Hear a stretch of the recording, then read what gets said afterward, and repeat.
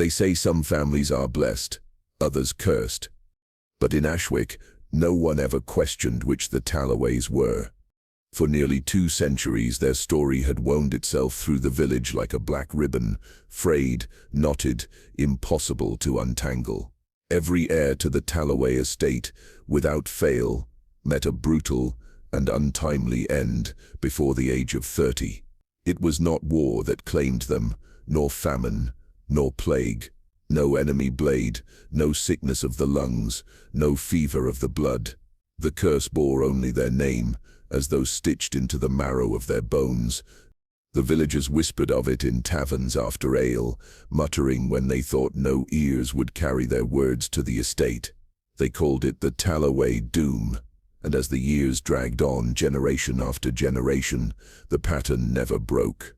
Sons buried before fathers, brides left widowed before their wedding beds had cooled, daughters fading in the quiet of their chambers, their skin pale as candle wax. It became an inheritance heavier than land or silver, a sentence passed down with every birth. By the mid-19th century, the estate had dwindled to 2 brothers, Elias the elder, tall and proud, and Simon the younger, quieter, and shadowed by frailty from birth. Their parents had gone long before. The father was found broken at the foot of the estate's western tower stairs, the mother fading from grief within the year. The Talloway name remained only in these 2, both still in their 20s, both marked by the same invisible hand that had guided their ancestors into early graves. Ashwick itself lay cradled in the valley beneath the moors, a place of damp stone cottages, low smoke, and endless mist. To live there was to live with secrets pressed into your skin, whether you sought them or not. Children were raised with tales of the Talloways, told to keep from wandering near the estate at night. Lovers walked the moor paths but never passed the iron gates of the manor, and yet for all the fear that name inspired, none could look away. The estate itself was a ruin and a monument, both blackened timbers, crumbling wings that sagged toward the earth, ivy clawing its way up cracked stone. Yet even in decay, it commanded. From the village, one could look up on any day and see its silhouette against the mist, like a wound that refused to heal. The brothers lived within it, their lives unraveling in silence. Elias walked the halls with restless energy, unable to escape the weight of what loomed before him. At night, he paced beneath the portraits of their ancestors, men and women painted in finery, their gazes too knowing, too alive. "We'll not fall like them," he would mutter, his voice echoing through the cold corridors. "We'll not bend to fate." Simon, on the other hand, retreated inward. He was often found in the library, where mold crept along the spines of ancient tomes and dust thickened the air. He spent hours tracing family records, studying parish notes, the brittle pages of old diaries, hunting for some reason, some flaw, some fracture that might explain why death had clung so faithfully to their line. His cough worsened in the damp, but he persisted. He believed that if the truth were ever written, it would be hidden in those pages.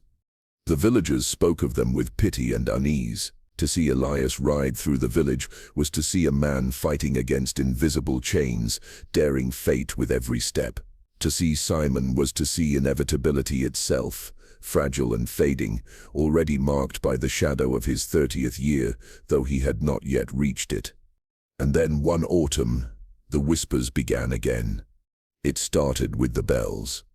On nights when the fog lay thick and the moor swallowed the horizon, the villagers swore they heard the bells of the Talloway chapel tolling. Yet no one had rung them for decades. The chapel, long abandoned, leaned into ruin at the edge of the estate, its roof half collapsed, its doors chained shut. Still, the sound carried, low, mournful, too steady to be wind. Some claimed they heard 13 chimes, though no clock in the county bore such a count. Others spoke of shadows on the moors, tall shapes moving where no sheep grazed, where no men walked. Some said it was Elias, roaming restlessly. Others whispered of something older, bound to the land. At the tavern, Voices dropped low as though speaking louder might summon what they feared. The Talloways themselves said little. Elias grew sharper, his temper fraying at the edges. Simon looked paler by the day, his eyes ringed with sleeplessness. And yet those who glimpsed him in the village swore they saw a glimmer there too, the look of a man who had discovered something, though whether salvation or damnation, no one could tell. One evening, as the sun bled itself out across the horizon and the mist curled higher, Elias confronted his brother in the library. His voice, raw with desperation, carried through the halls. "You dig through bones and dust while death waits at the door. Do you think you sell outwitted with ink and parchment?" Simon, hunched over a ledger, lifted his gaze slowly. His voice was calm, but it trembled. "Perhaps death is not the question, Elias. Perhaps it is who calls it." Silence pressed between them, thick and unyielding. Elias turned away, but his hands clenched into fists. That night, the bells tolled again. The villagers gathered at their windows listening. Some crossed themselves. Some counted the chimes aloud. 12, then 13. No one spoke afterward. The mist felt heavier, as though it had weight, as though it pressed against the walls of every home in Ashwick. The following morning, a shepherd stumbled into the village with his face ashen. He swore he had seen Elias upon the moor, though not as a man. His eyes had glowed red against the fog. His shadow stretched long and twisted, and though the shepherd had called his name, Elias had not turned. By dusk, the tale had spread, and with it, a question none dared answer. Was it truly Elias, or something wearing his form? At the estate, Simon sat alone, his cough racking his chest, his fingers stained with ink. Before him lay a torn fragment of diary, one of their ancestors' hands. The words blurred, but a line remained clear enough to pierce him. The debt must be paid. The blood is the key. He closed the book with trembling hands, his breath uneven. And still, the bells tolled. Ashwick held its breath. The curse had come again, coiling itself around the last of the brothers. Yet for the first time in centuries, it was not merely death they feared. It was something worse, something that might not stop at the Talloway blood. The moors grew quieter. Animals fled the woods. Children no longer played near the streams. And above them all the estate loomed, its windows dark, its halls echoing with footsteps that no one claimed as their own. Two brothers remained, each caught in the web of a doom that had claimed every heir before them. One restless, defiant, willing to tear himself apart to escape it. The other is searching for truth in words older than himself, chasing knowledge that might be more dangerous than ignorance. The villagers waited, as they always had, for the curse to claim another, but whispers carried a deeper question now, one that reached even beyond Ashwick Sip's borders. Was it fate that hunted the Talloways, or something far darker? And if it was darker, how long before it turned its eyes beyond the family, beyond the estate, and onto the village itself? Tell me, do you believe a curse can be born into blood, carried like a shadow from one generation to the next? Or is it the living who keep such shadows alive?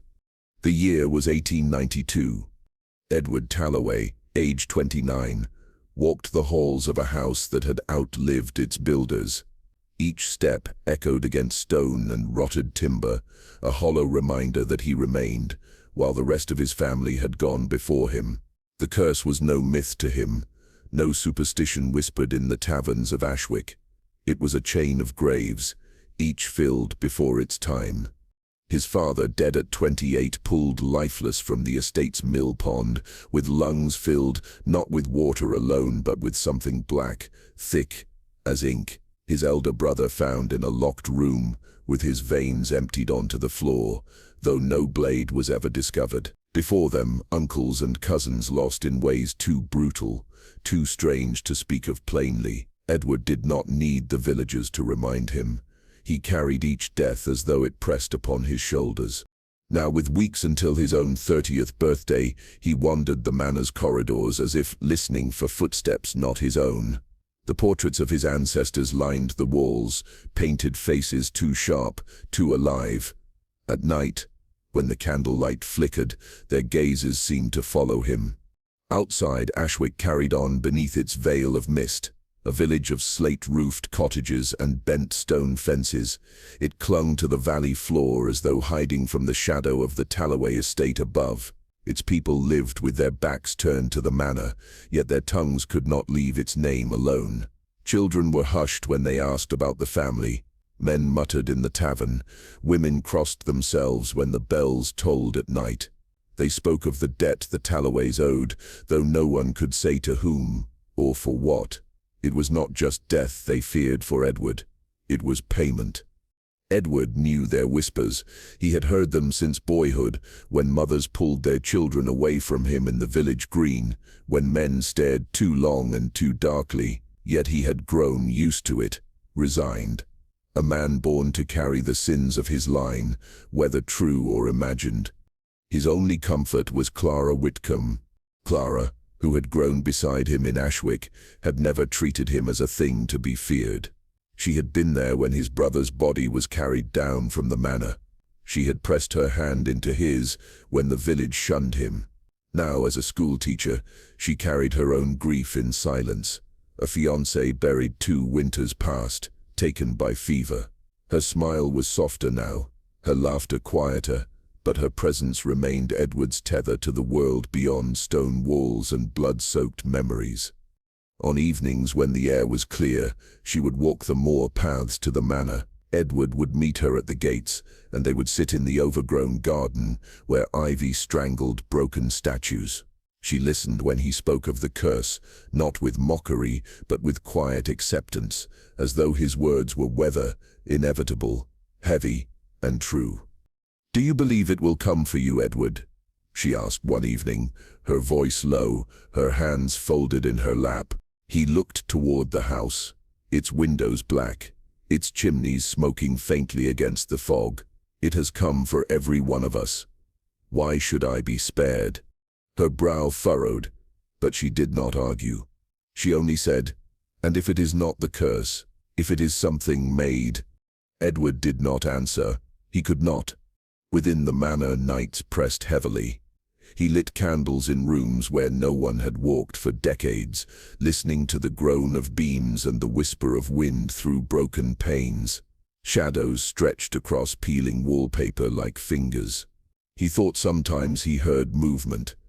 A door closing gently, a sigh in the dark, but when he turned, nothing remained. It was in those nights, alone with the silence, that Edward began to search. He entered the library first, where mildew spread across the spines of books that had not been opened in years. He lit the hearth, stirred the dust from the shelves, and laid out the journals of his ancestors. Ledger after ledger, diary after diary, he traced names, dates, causes of death. He copied patterns into his own hand. Always the same age, always the same abrupt end. But behind the deaths, he sought something deeper. Letters, prayers, confessions. The words of his great-grandfather Elias spoke most urgently. "The line is bound. The wax is sealed. We pay, or we perish." Edward read it again and again, his chest tight. Wax. Bound. What did it mean? Days bled into nights as he worked. His fingers grew stained with ink. His eyes bloodshot from candlelight. Clara brought him food he forgot to eat, water he forgot to drink. She urged him to rest, but he shook his head. "If I stop, Clara, I die without knowing. I cannot know." The villagers noticed the change. They whispered of candlelight in the manor windows at all hours, of shadows moving through rooms long abandoned. Some said Edward was summoning what had cursed his family. Others swore they saw Clara slipping into the estate and pitied her for the love that chained her to a doomed man. One storm-lashed night, as rain battered the windows and wind moaned through the chimneys, Edward stumbled upon something. He had gone to his father's chambers, a place he had avoided for years. Dust lay thick upon the furniture, the air damp with the scent of rot. His father's Bible rested upon the bedside table, untouched since the drowning. Edward opened it. The pages crackled, brittle with age. Margins bore notes in his father's hand, verses underlined, prayers scrawled in ink that had bled with moisture. And then, within the hollow cut into the back binding, he found a scrap of parchment, folded tightly, as though hidden in haste. His hands trembled as he opened it. The letters were smudged, but the words were clear enough. The covenant of blood and wax. The candle flickered, guttered low. The storm roared outside. Blood and wax. Edward sat back, his breath unsteady, the parchment trembling between his fingers. Was this the debt the villagers spoke of? A covenant, sealed by his ancestors, binding the family to what? To whom? The house seemed to breathe around him, the walls shifting with the wind. He thought he heard the faint toll of the chapel bells, though no hand had touched them in years. 13 chimes, slow and deliberate. He closed his eyes, clutching the parchment, and whispered into the dark, "What did you do?" But no answer came, only the sound of rain against glass and the knowledge that his time was running out. The Talloway curse was no longer just whispers, no longer just graves. It was written, sealed, bound in blood and wax. And Edward, the last of his line, would have to decide whether to honor it or to break it. The days shortened as autumn deepened, and the Talloway estate seemed to groan under the weight of each passing night. Edward kept to the archives now, the dust and silence wrapping him like a shroud. He lit no more than a single candle at a time, its glow flickering against shelves of warped wood and boxes gnawed at by dampness.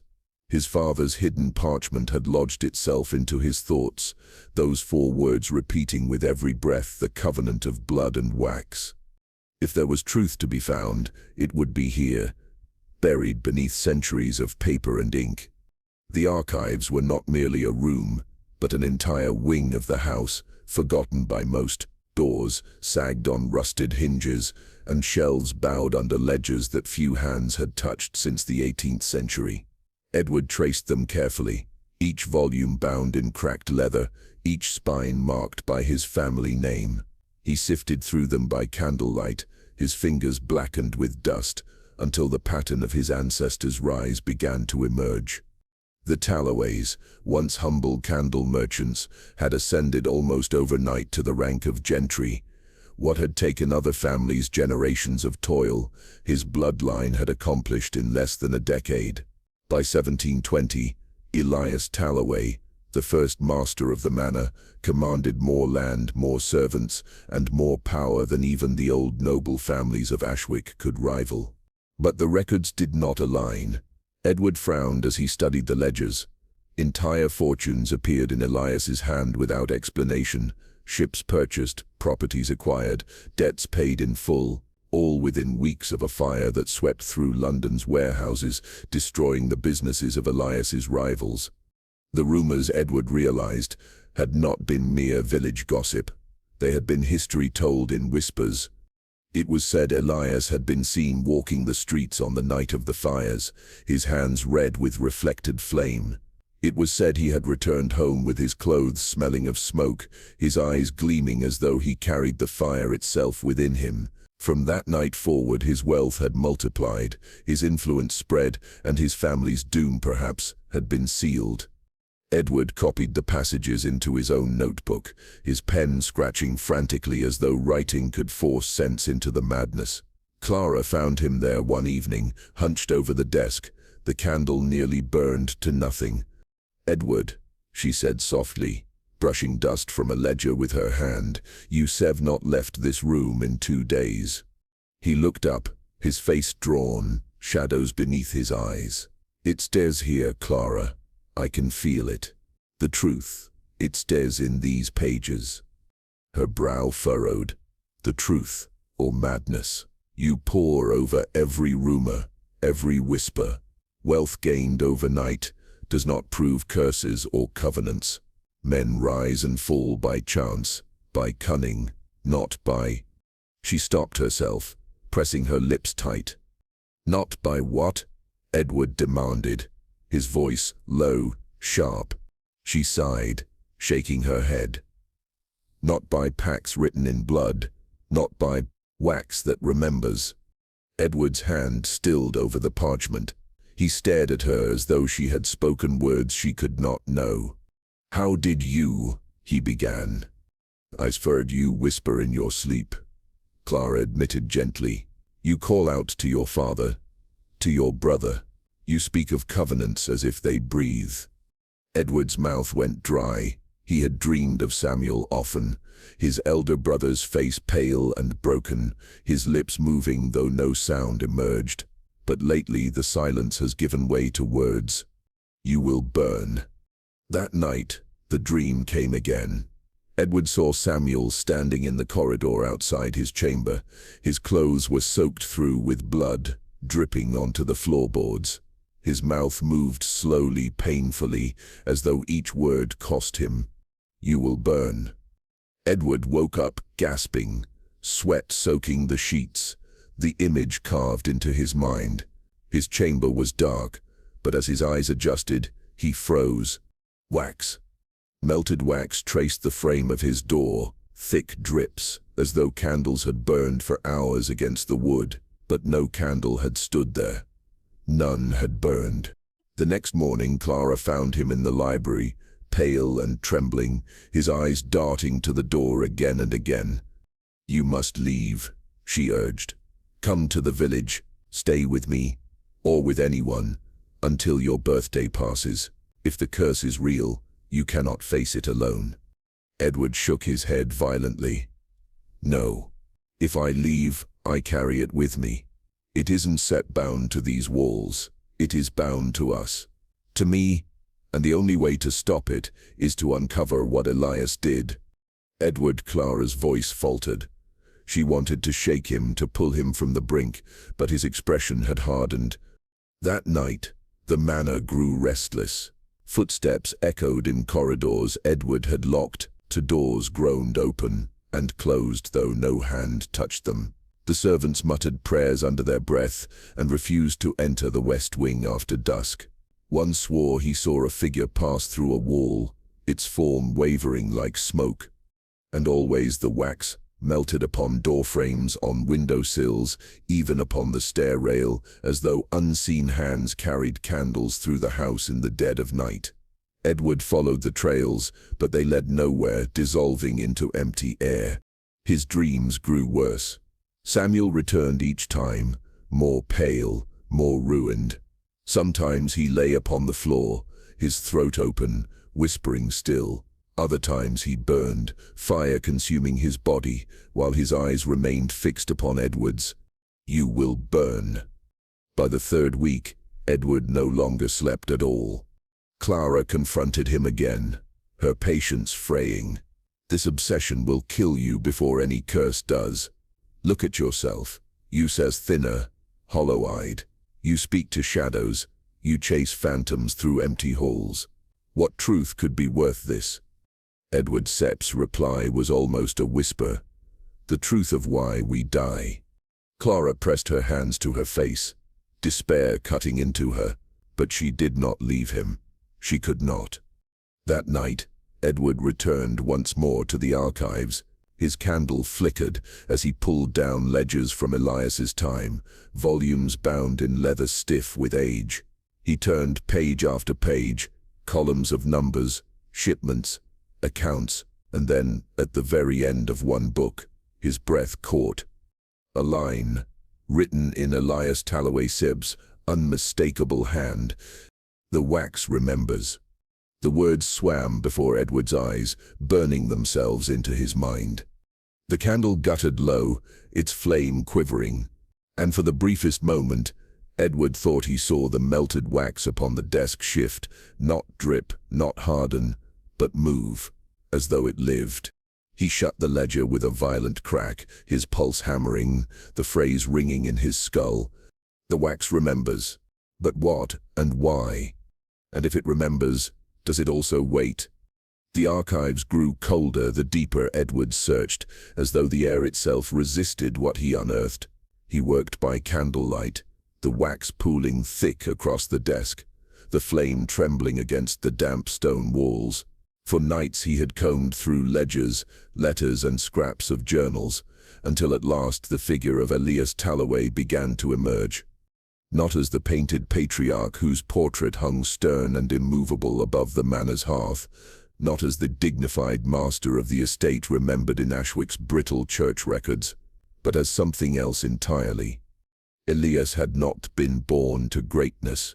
He was a second son, unwanted, destined to live and die in the shadow of his elder brother, who was meant to inherit the candle shop their father owned. Desperation bled from his early entries, complaints of poverty, shame, envy. But then, midway through his journals, the tone changed. It began with the mention of a stranger. A traveler arrived, an alchemist, or so he called himself. He spoke of wax and flame, as if they were not tools but living things. He said the world could be shaped by what remembers fire. The handwriting, Edward noticed, grew sharper after that, more assured. Elias wrote of experiments by candlelight, nights spent dripping wax upon parchment, sealing it with blood. And then, in one passage, the words Edward had dreaded. He came at last when the moon was thin. The waxen man. His face was hidden, his voice a hollow sound, as though spoken through flame. I sealed the covenant. In return, our line shall prosper, but each heir must be given before his 30th year, else the wax shall melt the flesh of us all. Edward's breath caught as he traced the letters. The covenant, the blood, the wax. It was no metaphor, no rumor. It was written in the hand of the very man who had raised the family from merchants to gentry. He pushed back from the desk, his chair scraping hard against the floorboards, the candle guttered. His pulse hammered in his ears. When Clara entered the room that evening, she found him pale, his hands trembling over the open journal. "Edward," she said softly, "you have found something." He looked at her, his eyes burning. It was him, Elias. He made it. The curse. It wasn't such fate, Clara. It wasn't a chance. It was a bargain. He gave us to him. To whom? Edward swallowed. The word lodged in his throat, but he forced it out. The waxen man. Clara's face tightened. She stepped closer, taking the journal gently from his hands. She read the passage, her brow furrowing, her lips pressed thin. "This is ink on paper," she said finally. "A man sets fantasies, his superstition. Desperate men write desperate things. You cannot believe this." But Edward shook his head, almost violently. "The fires, Clara, the warehouses that burned, the fortunes that followed, the deaths, every heir, before 30. It is all here." Still she resisted. Her voice sharpened, "And you would stake your mind on whispers, on tales of a said waxen man sit. Edward, you are letting shadows consume you. It is grief, not truth, that you said chasing." But the villagers told a different story. When Edward brought his findings quietly to the tavern, whispering questions to men who had drunk enough to loosen their tongues, they nodded grimly. Yes, there had been fires. Too many, too sudden. And yes, in those nights people spoke of figures wandering the moors, figures dripping with wax, their faces obscured, their bodies shimmering in the glow of unseen flames. Old mothers recalled tales passed from their own grandmothers of wax that crept beneath doorways, of voices that hissed through candle smoke, of men who swore they heard footsteps behind them, though no one stood near, and always the fires followed. Edward returned to the manor, with their words heavy upon him. He grew gaunt in the weeks that followed, his cheeks hollow, his eyes bloodshot. He scarcely ate, scarcely slept. By night he sat hunched over the journals, convinced that if he listened hard enough, he could hear Elias's voice guiding him. But it was not Elias he heard. At first it was only in his dreams. Samuel, his brother, pale and broken, whispering again, "You will burn." But soon Edward began to hear it in waking hours. Breathing. Low. Labored. Just behind his shoulder. He would spin. Candle raised high. But the corridor stretched empty. Only the silence remained. Silence that seemed heavier for what had just filled it. Clara grew afraid. She found him pacing at night, muttering fragments of Elias's covenant under his breath. She pleaded with him, "Come away from this house. Leave the papers, the candles, the shadows. Whatever is here, it is not life. It is death, Edward." But he refused. "If I leave, the waxen man follows. If I stay, I may yet understand. And if I understand, I may end it." Her eyes filled with tears, but his resolve was stone. The manor itself seemed to grow darker. Wax appeared more and more, melted in thick rivulets down door frames, hardened upon stair rails, pooling in corners where no candle had stood. The servants whispered of it, frightened, some slipping away in the night and never returning. Clara came to Edward's chambers one evening, desperate to see him, desperate to prove to herself that he was still there beneath the obsession. She opened the door quietly and froze. The room was lined with candles, dozens of them. Some stood tall, others burned halfway down, others little more than stubs drowned in their own wax. The air was thick with the smell of tallow, the floor littered with hardened drips. The flames flickered as though stirred by an unseen breath. Edward sat in the midst of them, his face half-shadowed, his eyes hollow. "Edward," Clara whispered, "what have you done?"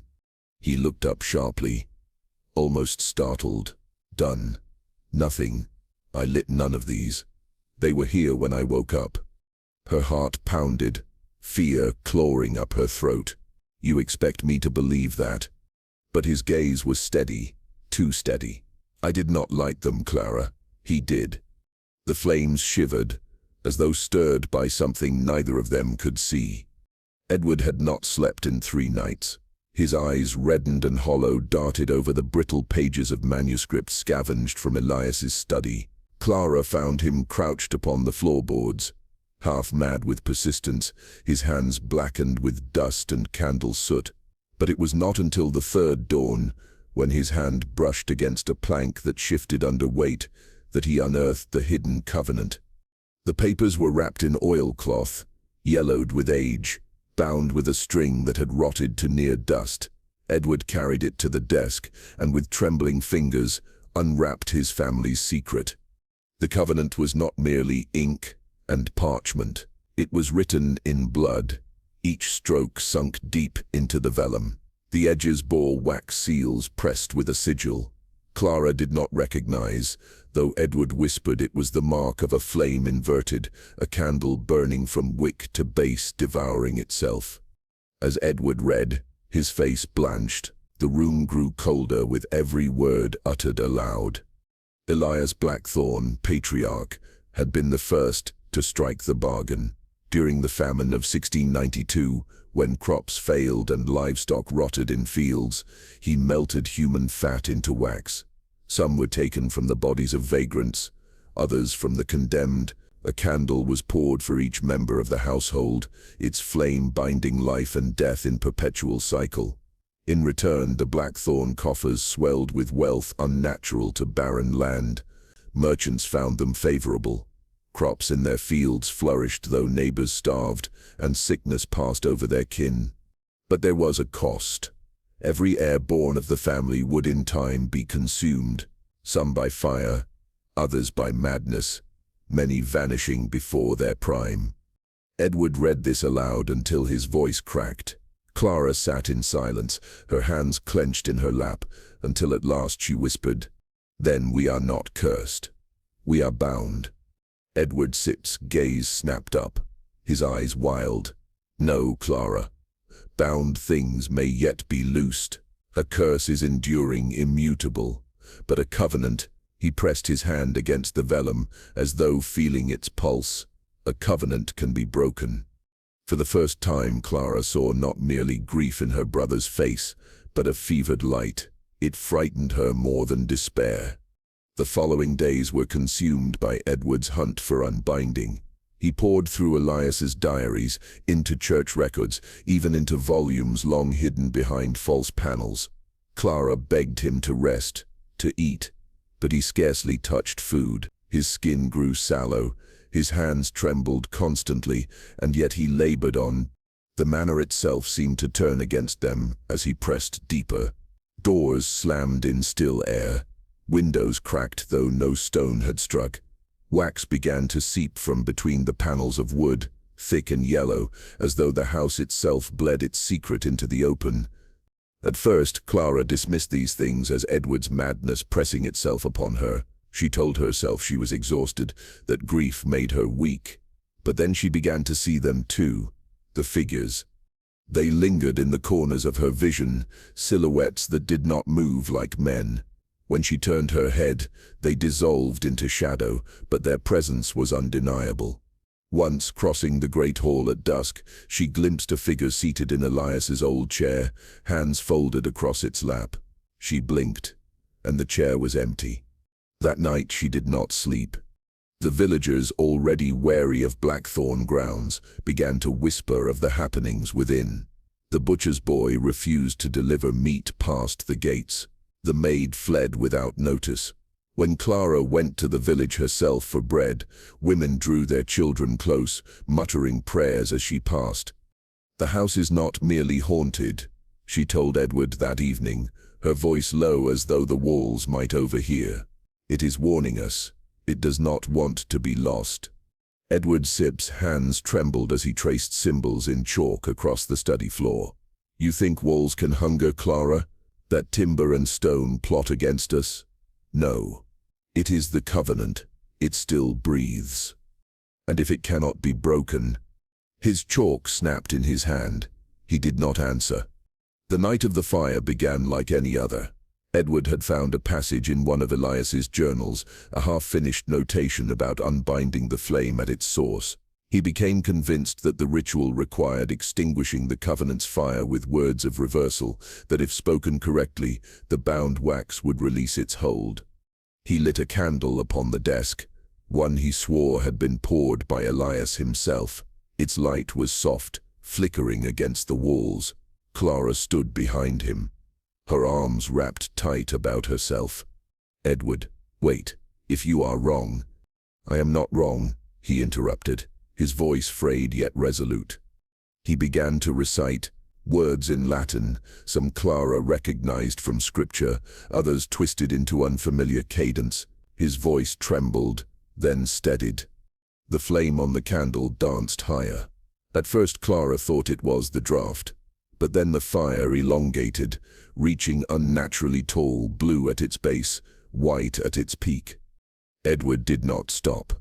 The wax began to run faster than heat could explain, spilling over the desk in rivulets.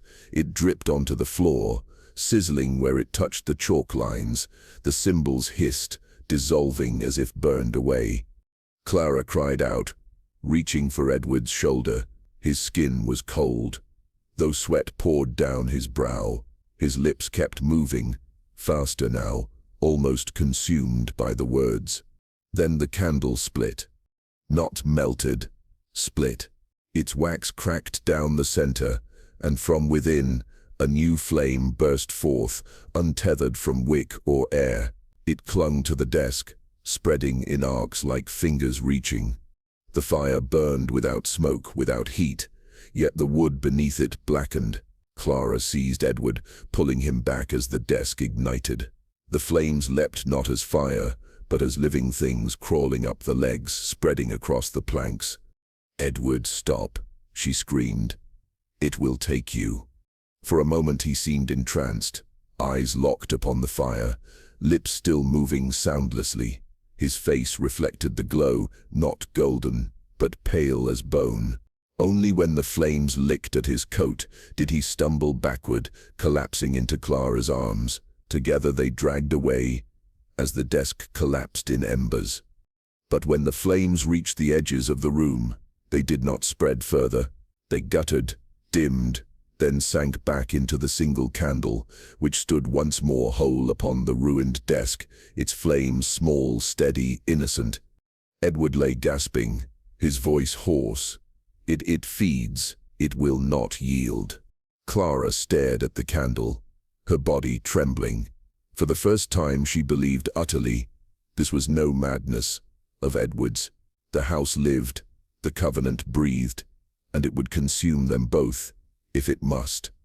When the room was finally still, the candle burned on. Its wax dripped slowly and steady, as though nothing had ever happened. And in the silence, Clara thought she heard a whisper, not from Edward, not from her own lips, but from the flame itself. One more air. One more life. The covenant holds. They said the covenant began not with blood, but with fire, a flame caught in wax, hardened and carried into the dark. Yet every record Edward found spoke in fragments, as though the truth had been melted and reshaped, just as the waxen man reshaped flesh and time itself. Clara had warned him, as had the villagers, as had his own failing body. But obsession has a way of deafening the ear to reason. The storm had not lifted since the night of the bells. Ashwick was a town suffocating under its own silences. Doors closed early, candles burned late. Mothers pulled their children away from Clara as she passed, whispering that no good could come from keeping company with a Talloway. They claimed to have seen her silhouette at the graveyard, kneeling in the rain. They claimed Edward's shadow walked longer than his body allowed. They claimed too much, and yet not enough. Still, within the parish archives, amid brittle parchment and moth-eaten ledgers, Edward and Clara uncovered what they had been seeking: the name Matthias Quill, an alchemist of the 17th century, banished for attempting to harden the soul into wax. His experiments, whispered of in the margins of trial records, spoke of transmutations not of metal into gold, but of life into permanence. Souls sealed, spirits molded, fates bound as if poured into a mold. He had vanished, the records claimed, into Ashwick's marshes, carrying his instruments and tomes, and with him vanished a chapel, swallowed by the fen one night, as though it had never stood. "Do you see?" Edward rasped, fingers trembling over the page. "The covenant began with him. With this quill, the marsh still holds him, and perhaps the waxen man himself. The pattern ends only where it began." Clara wanted to believe him, but as she watched the firelight stutter against his hollowed cheeks, his lips stained red with each cough he stifled into a handkerchief, she wondered if he could endure even one more night. His body was betraying him as surely as the family curse had betrayed every Talloway before. The villagers knew it too. When Clara went into the town square the next morning for bread, the baker refused her coin, pressing the loaf into her hand with downcast eyes. "No Talloway survives 30, he whispered. "Not when the one who waits beneath grows restless." She tried to ask who or what that was, but he only shuddered and closed the shutters against her questions. That evening the manor felt less like a home and more like a tomb awaiting its occupant. The wind pressed against the windows, but the air inside was still, thick with the smell of extinguished tallow. Edward had spread the records across the dining table, his ink bleeding into the parchment where sweat from his trembling hands soaked through. Clara had just set down a fresh lamp when she saw it. Figures. Small, pale figures, no larger than dolls, lined across the table. At first she thought they were forgotten toys, relics of children long gone. But as she drew closer, she saw the detail. The eyes carved hollows, the mouths sealed shut, the forms fragile wax, sculpted with unsettling care, and each bore a name carved faintly at its base: Talloway. One by one, generations of heirs stood there in miniature, wax effigies awaiting flame. Clara froze as the nearest began to sag, wax running like tears down its face. Another followed, then another. Each figure, in its turn, melted before her eyes, collapsing inward as though consumed by invisible fire. Edward staggered to his feet, breath rattling, "It is a warning," he said hoarsely. "He knows we seek him." But Clara's gaze caught on the last effigy. Its likeness was sharper, crueler in its accuracy. The same jawline, the same posture, the same thin lips set against a cough, and as it began to melt, Edward fell to the floor, choking on his own breath, blood bright against the pale wax at his feet. Clara screamed his name, rushing to his side. His body convulsed, his eyes rolled white, and for a dreadful instant she thought the Covenant had claimed him there and then. But as the last of the wax figures collapsed into a puddle, the fit broke. He gasped, chest rising and falling shallowly, his skin clammy and pale as death. She pressed a cloth to his lips, wiping away the blood. "Edward, please, stop this. If you keep pushing." He caught her wrist with surprising strength, his eyes fever-bright. "If I stop, then I have already lost. Do you understand? This curse, this covenant, it has devoured my father, his father, all the way back to the first who signed their soul away. I will not be another name whispered in Ashwick's taverns. I will not let the waxen man decide when I die." Clara wanted to argue, but there was nothing left to say. His will was fire, and fire burned even as it consumed. She held him as he steadied himself against the table, his shadow stretching unnaturally long across the walls. The storm outside grew louder, as if the manor itself was under siege. Candles flared, sputtered, then burned higher, their flames drawn toward the windows. In the glass, Clara thought she saw a reflection that did not belong, a tall, faceless figure, its head bowed, its form tapering into dripping wax. It stood behind Edward, patient, waiting, as though amused by his defiance. And then, just as suddenly, the vision was gone. Edward, breath ragged, but voice unwavering, set his hand against the records. "Tomorrow," he whispered, "we go to the marsh, to the chapel, to Quill. I will end this, Clara, even if it ends me." His words lingered in the silence, a vow against the dark, but beyond the manor walls the marsh winds carried a sound like distant weeping, as if the one who waits beneath had already heard. The marsh stretched before them like a graveyard drowned in its own sorrow. Edward had always thought the air in Talloway heavy, but out here among the reeds, the air itself seemed to rot. Each step sank into sucking earth, each breath coated the lungs with damp bitterness. Fog curled low across the pools of stagnant water, as if the marsh exhaled a ghost of its own past. Clara led the way, her lantern held high, though its light seemed weak against the ever-thickening mist. Edward followed, boots heavy, heart heavier still. He had spent nights with the Covenant etched in his mind, wax, blood, and words spoken against the silence of the manor's walls.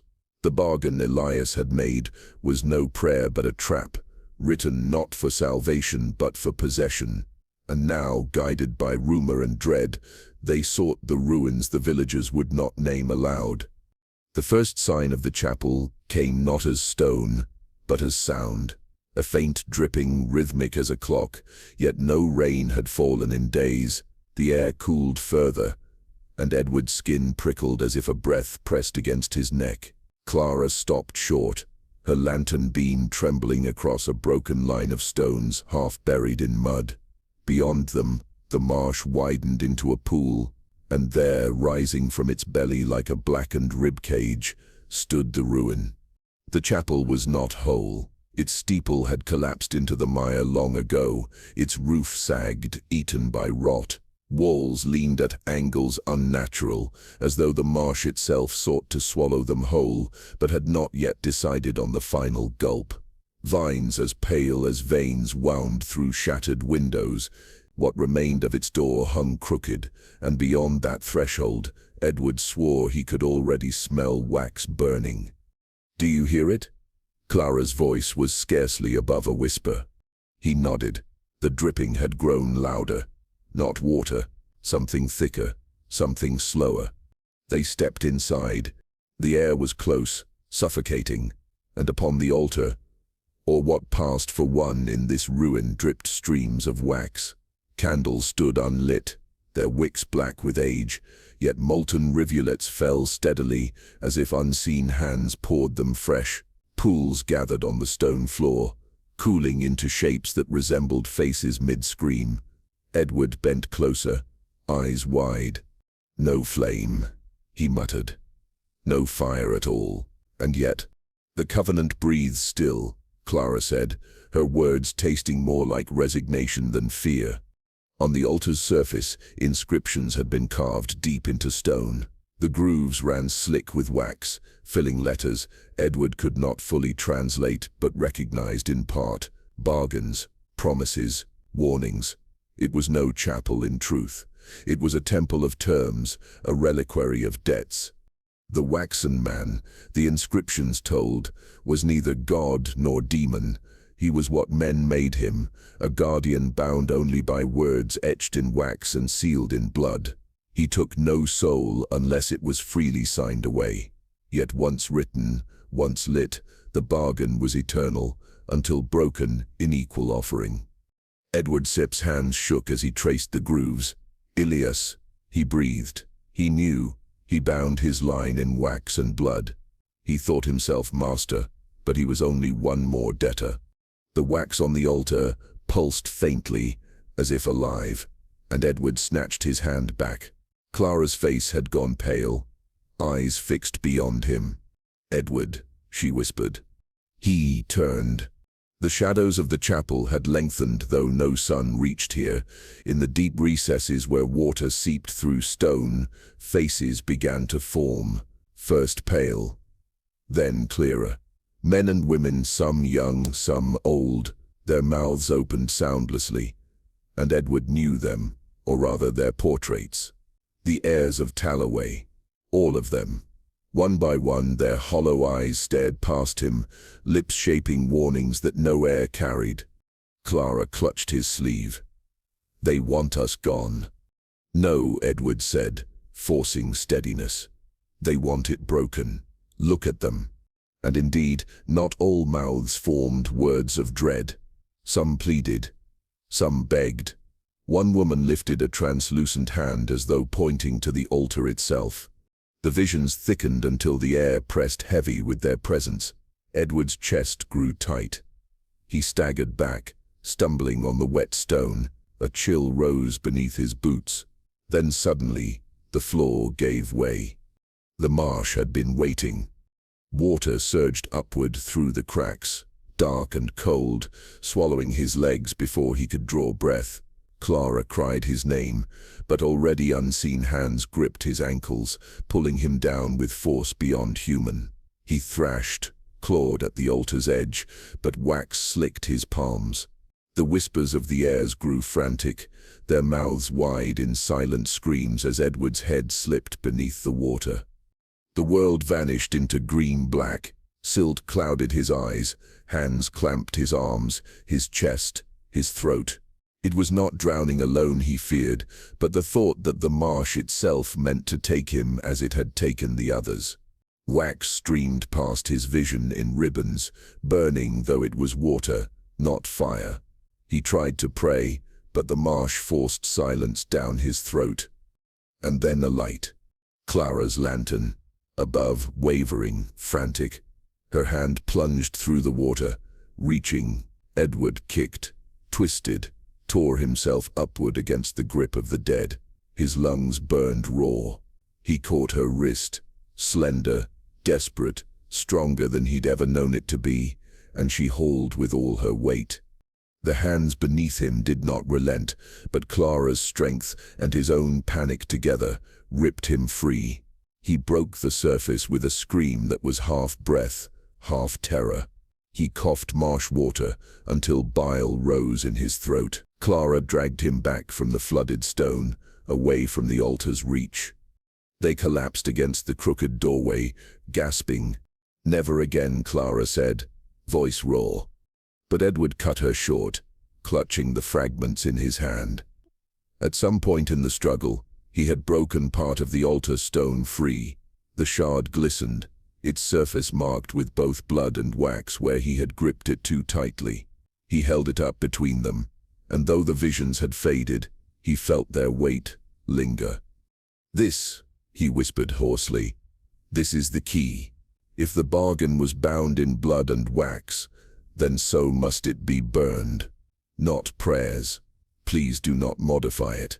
Fire. Fire. Alone." Clara's eyes searched his face, uncertain if his determination had crossed into obsession, but the wax still dripped, and the ruin seemed to breathe, and there was no denying the truth of what they had seen.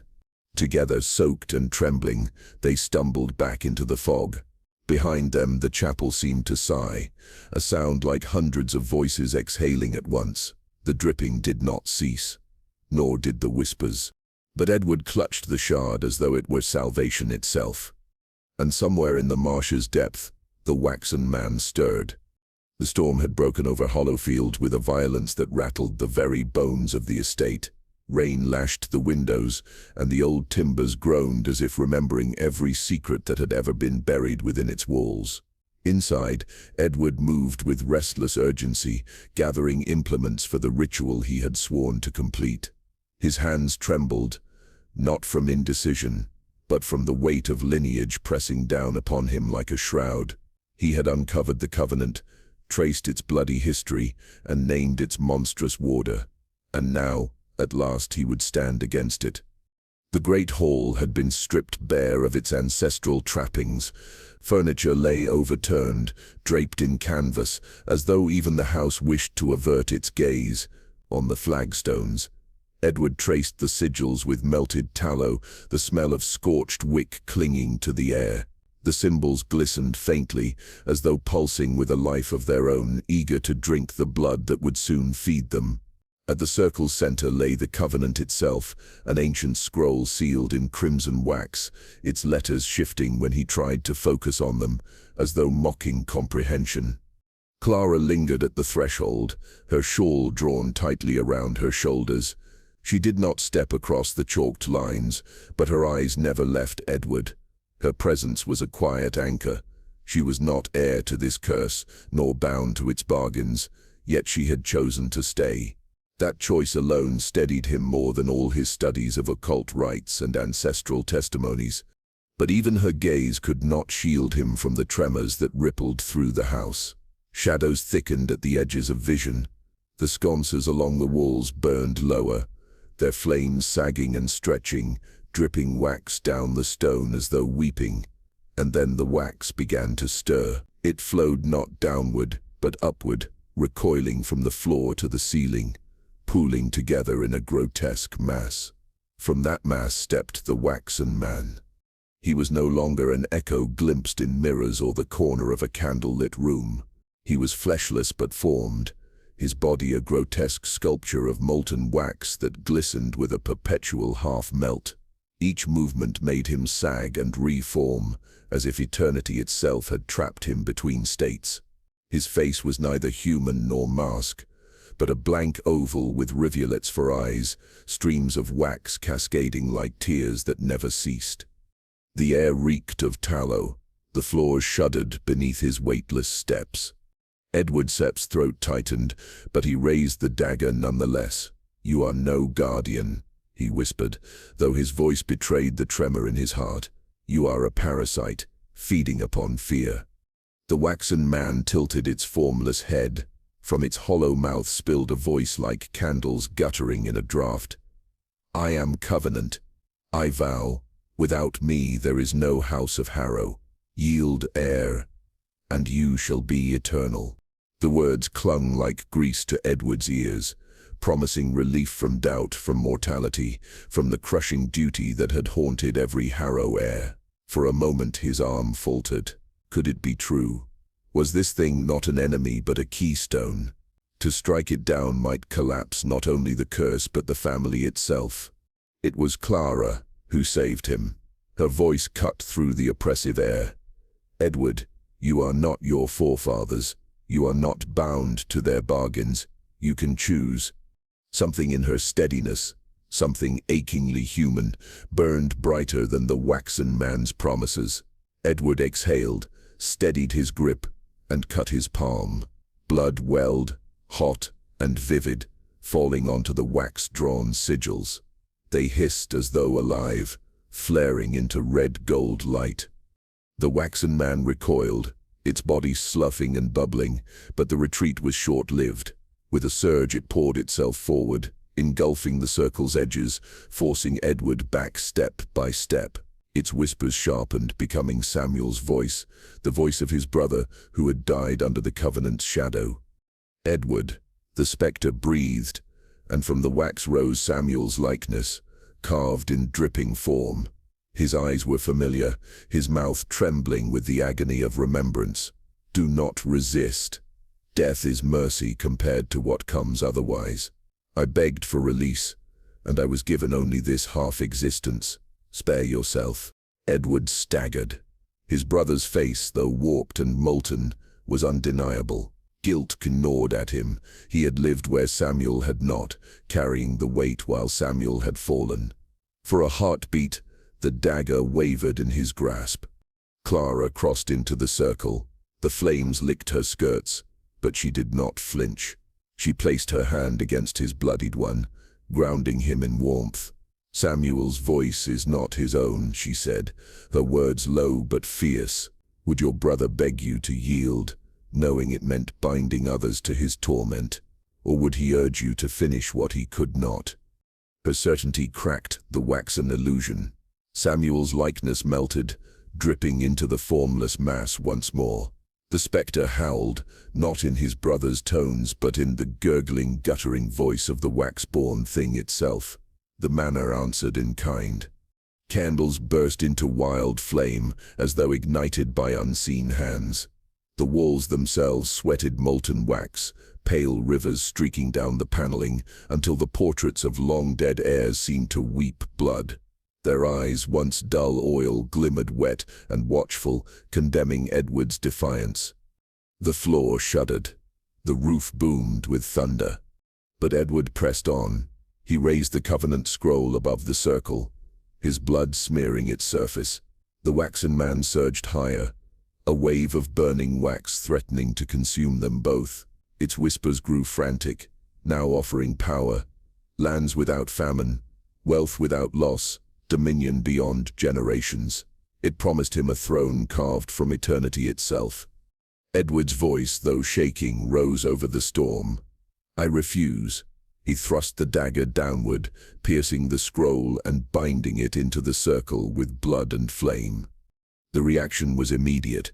The circle blazed, fire consuming not only the sigils but the very air around them. The waxen man shrieked, its form unraveling in violent streams, its body collapsing into rivulets that sloshed across the stone before igniting in liquid fire. It clawed at Edward, but every strike passed through the rising inferno.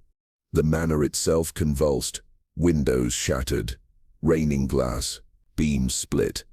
Every portrait cried red until the walls looked soaked in slaughter. But Edward and Clara stood fast within the burning circle, their silhouettes unwavering against the chaos.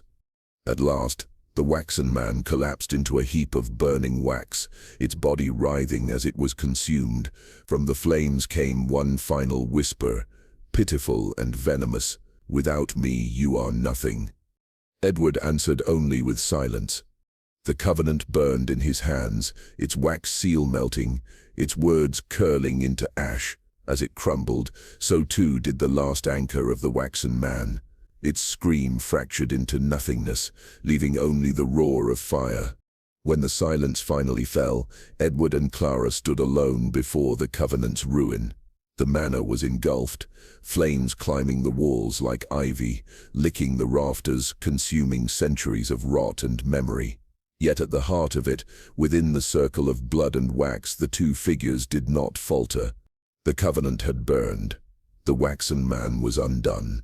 But whether the curse itself had ended, or only transformed into some darker shape, remained unspoken.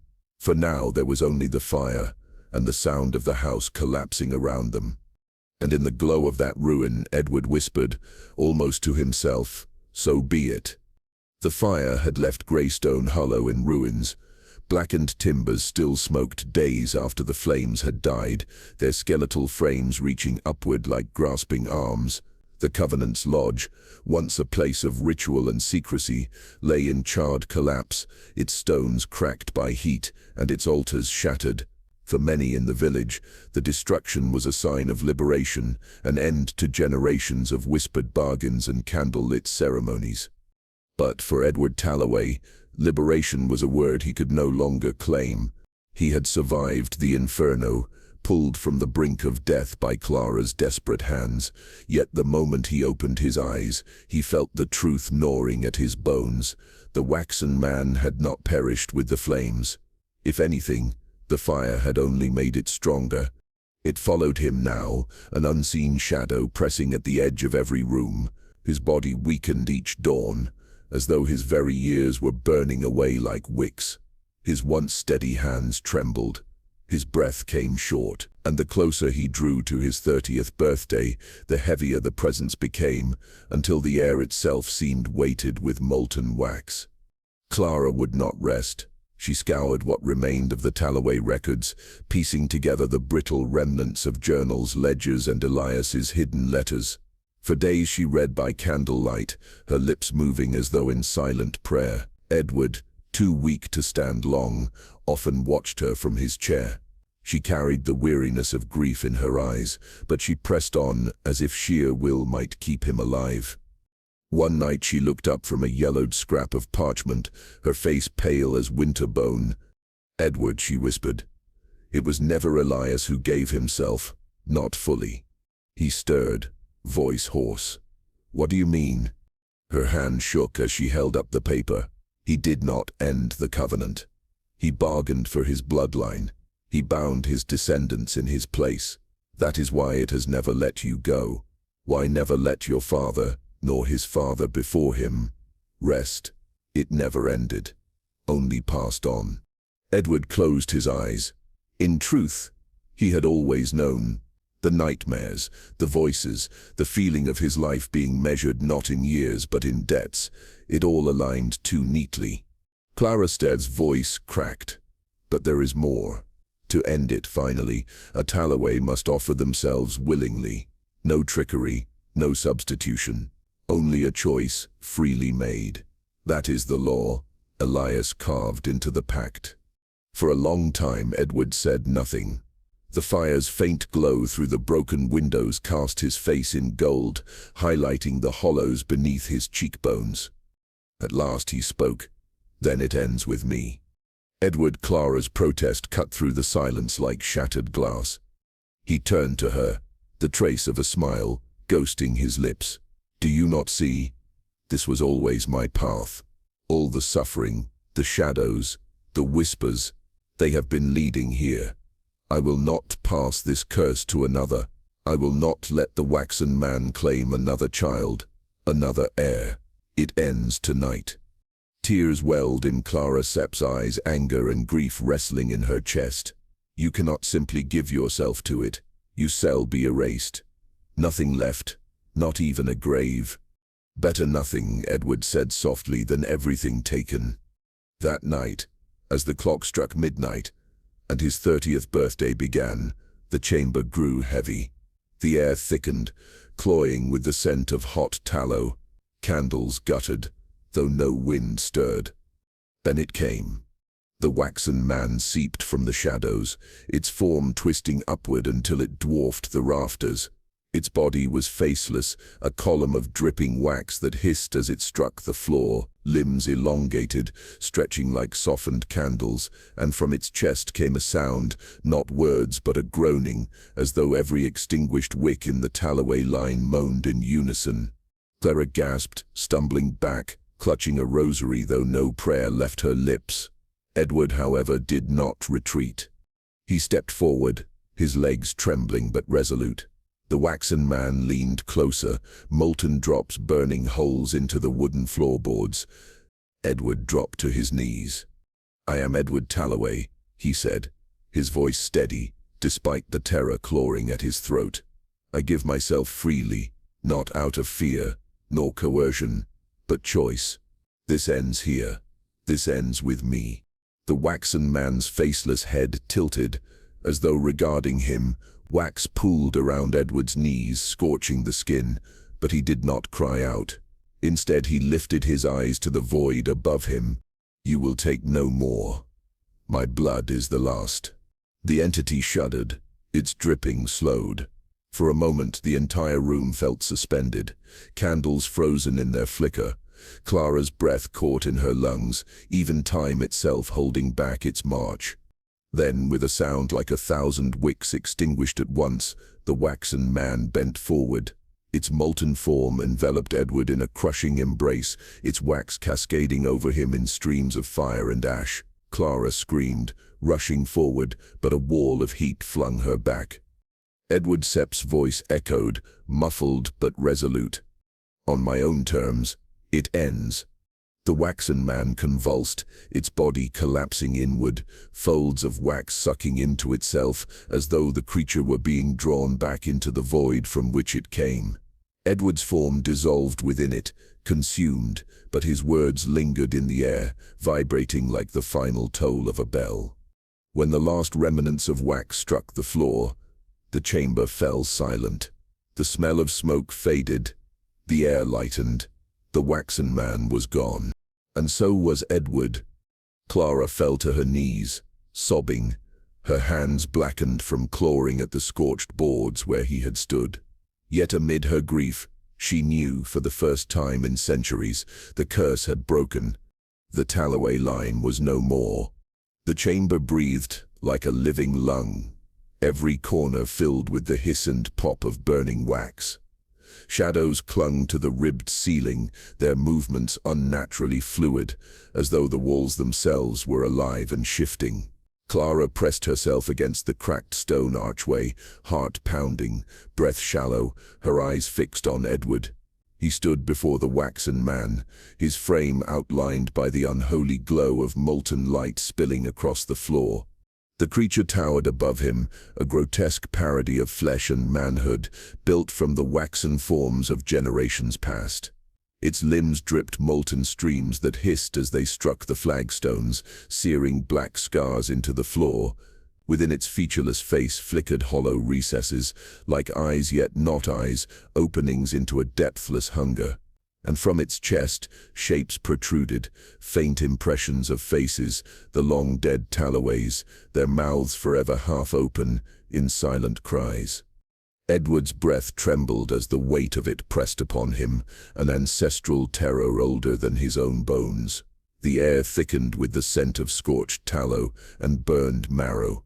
His legs should have faltered, his voice should have broken, yet something had shifted within him. Where once the chain of fear had bound him, now there was something steadier, a stillness rising from deep resolve. The waxen man leaned forward, a sound emanating from it like the groan of old wood under strain, and Edward's head snapped back with a jolt. He staggered, eyes rolling upward as though a hand invisible had torn open his mind.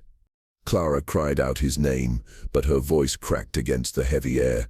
She could not move. Her body refused her, frozen in place, as though the very wax that crawled across the flagstones held her in invisible chains. All she could do was watch as Edward's pupils clouded, his expression slackened, and his breath caught in his throat. And then the vision seized him. Within the darkness of his own mind, Edward stood not in the chamber of Blackwood Manor, but in a world where the walls bled light, and the floor rippled like water. Before him stood a man, sharp of jaw, clad in the heavy coat of a bygone age. His eyes glittered like oil catching fire, and though his skin sagged with death's touch, the sneer upon his lips carried with it both cruelty and pride. Elias Talloway, the ancestor whose greed had summoned the first binding, the one who had bargained flesh for permanence, power for survival. His shadow stretched impossibly far, drowning the vision in a cold, seeping dark. So Elias whispered, his voice echoing with disdain, "The blood runs thinner with every generation. Look at you, trembling, frail, a flickering candle in the gale. I forged eternity, and you would end it in surrender." Edward Sepp's fists tightened at his side. His knees threatened to buckle beneath the weight of his forebear's scorn, but he forced himself upright, shoulders squaring. His voice broke first as a whisper, then strengthened as it carried through the vision. You call it strength to chain your sons to terror. You call it eternity to feed our bodies to that thing. But this is no legacy. It is rotten. It is a curse dressed in your pride. And his voice rang louder, echoing even against the waxen chamber beyond. I will end it, not as a frightened heir, but as the last Talloway. Elias's sneer deepened, splitting into laughter that rolled like thunder. Yet within that laugh was fear threaded sharp and bitter. Edward's vision snapped, his body collapsing forward as the waxen man loomed closer, its dripping hand extended, molten rivers tracing its fingers. Clara tried to scream, tried to run to him, but her limbs would not obey. All she could do was sob into her own silence, as Edward lifted his face. He did not flinch, he did not run. He spread his arms, defiant, as though embracing death itself. Take me, he said. Take me, and let it end. The waxen man moved with terrible slowness, its body creaking as wax sloughed from its limbs. It enveloped him. The molten hand pressed against his chest, then his shoulders, then his face, with a hiss like rain striking fire. Edward's flesh ignited. Clara's throat tore with her scream, though no sound emerged. She watched helplessly as flame devoured him, his skin blistering, his bones trembling within the inferno. Yet Edward stood silent, eyes locked upon the void, lips forming words Clara could not hear. His body trembled, but did not break. The waxen man pulled him close, folding around him like wax poured into a mold. Edward disappeared within its molten bulk, consumed utterly. For a moment the chamber filled with a blinding light, white gold, unbearable. Clara shielded her eyes, tears burning her cheeks as the fire's roar filled every crevice of the manor. And then silence. The waxen man stilled, its movement ceased, the dripping slowed, then stopped. Cracks tore through its body, splitting the waxen flesh like dry earth under sun. From those cracks darkness seeped out, curling smoke without flame. The faces pressed within its chest faded one by one, their outlines dissolving until there was nothing. With a sound like shattering glass, the waxen man collapsed inward, wax melting to nothing, air rushing to fill the vacuum it left behind. The chamber was still. The suffocating stench lifted, replaced by the cold, damp smell of stone. The molten rivers across the floor hissed once, then retreated, vanishing as if they had never been. The heavy air cleared. The pressure that had held Clara immobile released her, and she collapsed to her knees, breath tearing raggedly through her chest. Where Edward had stood, there was only scorched stone, no ash, no body, no trace. Clara's scream broke free at last, echoing in the hollow chamber. It was not just grief. It was the sound of a heart being torn from its cage, of love and loss bound in one terrible moment. She dragged herself forward, hands scraping against stone, searching desperately for some remnant of him. But there was nothing. Her sobs filled the silence that followed. The manor itself seemed to sigh. Its endless groans, its whispering walls, its unseen movements, all of it quieted. The air grew still, eerily calm. Somewhere above, the storm that had battered its windows slowed, thunder retreating, wind dying to a whisper. Edward was gone, but perhaps, the curse was gone with him. Clara fell forward, forehead pressed to the scorched flagstones. Her body shook, grief racking every muscle, every vein, yet beneath the crushing sorrow lay the faintest glimmer of hope. His sacrifice had not been in vain. The waxen man has ended. The Talloway curse extinguished in fire. Or so it seemed. As her sobs faded into hollow silence, Clara felt something stir, not in the room but within herself. A pressure, faint but unmistakable. The air at her back thickened, prickling against her neck, as though unseen eyes lingered still. She froze, breath caught. The chamber was silent, the manor still. From somewhere deep within its bones, a sound shivered through Blackwood's walls. A whisper, not loud, not clear, but enough. Enough to remind Clara that curses rarely end so cleanly. She rose slowly, unsteadily, her body trembling with both terror and grief. She looked once more at the spot where Edward had been consumed, her lips forming his name like a prayer she dared not speak aloud. Then she staggered toward the archway, unsure if she was leaving behind salvation, or only the echo of a horror waiting to wake again. Weeks later, Clara Talloway stood before the blackened husk of the family estate, the skeletal remains of what had once been the pride of Ashwick. The walls were charred and brittle, standing like mourners in a graveyard, their windows hollow sockets staring into nothing. The great gates leaned inward, twisted by fire, as though they too had been bowed beneath the weight of the curse. The smell of scorched wood lingered, faint but unyielding, like smoke that clings long after the flame has died. Villagers gathered at a distance, whispering. Their words traveled in threads of rumor, weaving themselves into the wind. Some claimed the curse had finally lifted. No shadow clung to the ruined halls, no wax seeped from the stone, no echo of unholy chants filled the air. Mothers dared to walk past with their children, and men returned to fields once abandoned. Ashwick had begun to breathe again, yet every pair of eyes flickered to Clara, and in each glance she saw both pity and suspicion. The curse was gone, they believed, but curses never vanish cleanly. Someone must always pay. For Clara, the cost had a name. Edward. His absence hollowed her. Where once his presence had been a steady anchor, now there was only silence, an echoing grief that haunted every step.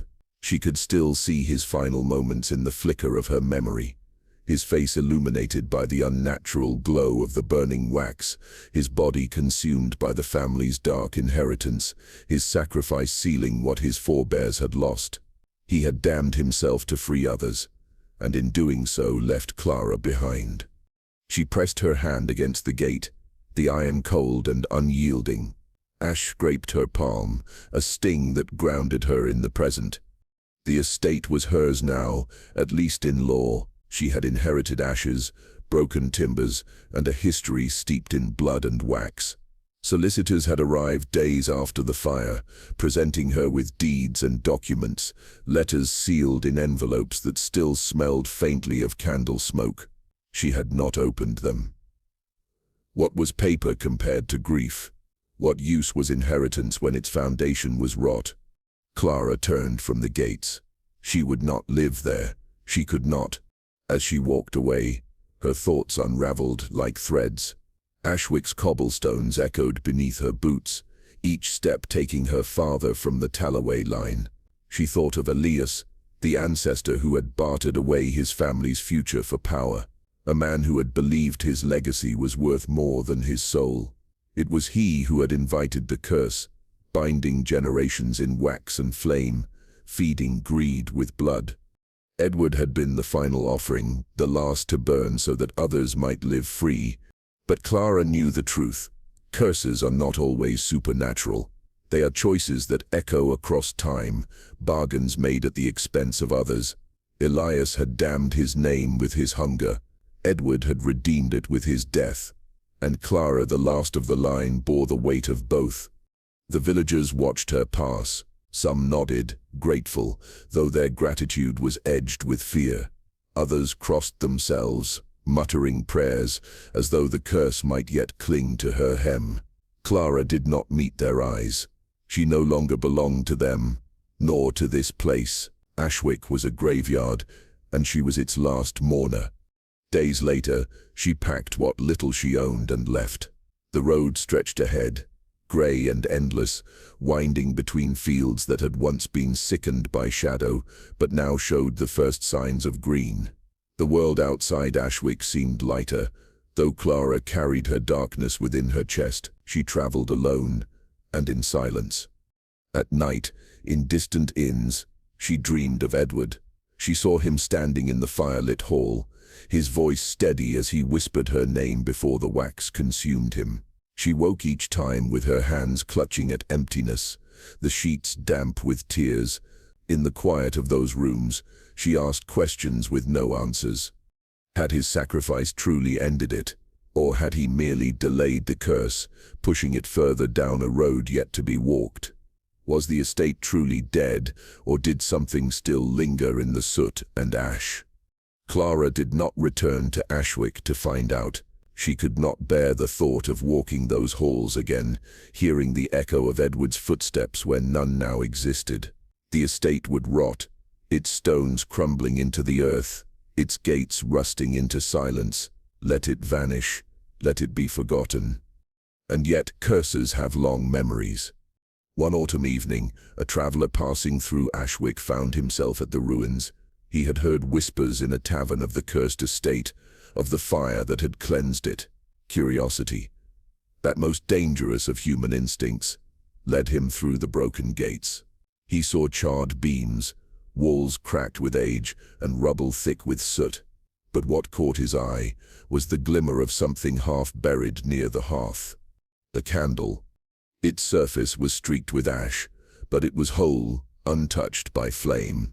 The traveller plucked it from the debris, smiling at his find, a relic of the infamous Talloway curse.